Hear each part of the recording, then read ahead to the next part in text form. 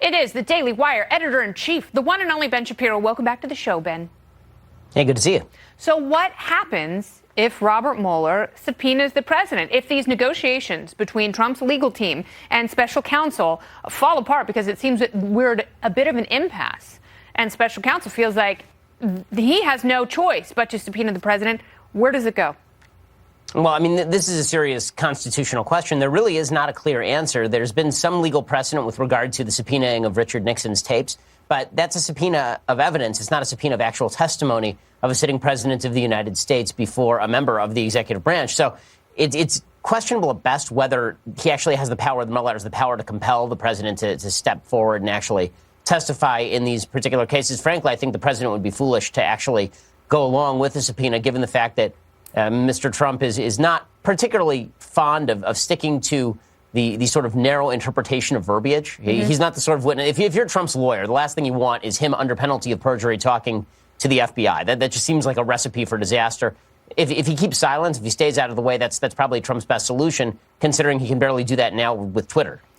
But see, that's the thing. You raise such a good point. It is so contrary to his nature to sit idly by, sit on his hands, and let everything work itself out.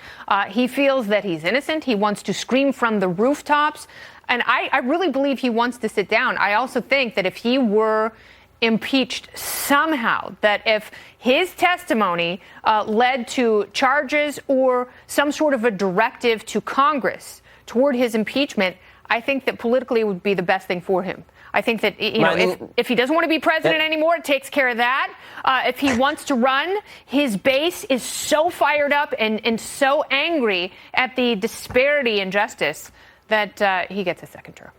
I mean, I think there's some truth to that. I do wonder, however, whether, the president could be his own worst enemy here, obviously. He could.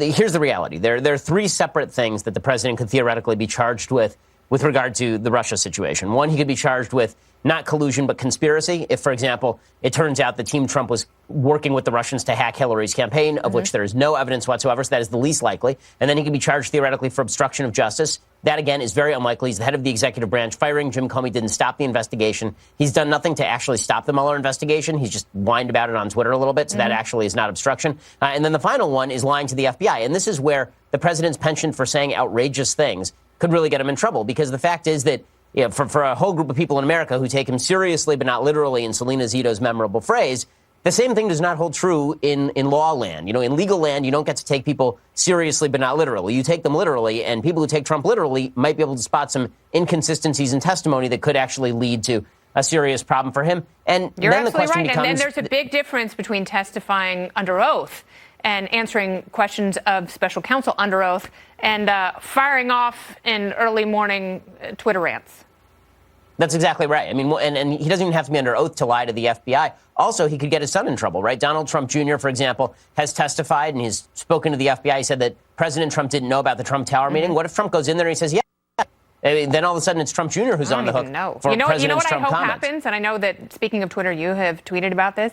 I do hope that Alexandria Ocasio-Cortez takes you up on your offer to debate some of the issues. And is there any movement from her camp in that regard? No, I've heard nothing at this point, nor do I expect to hear anything. She seems, very comfortable, ensconced in the comfortable confines of the Pod Save America crowd, which will ask her questions and then never demand any serious answers. That's absolutely true. But you have some great questions for her. I hope it happens. Ben Shapiro, thank you so much. Thanks a lot.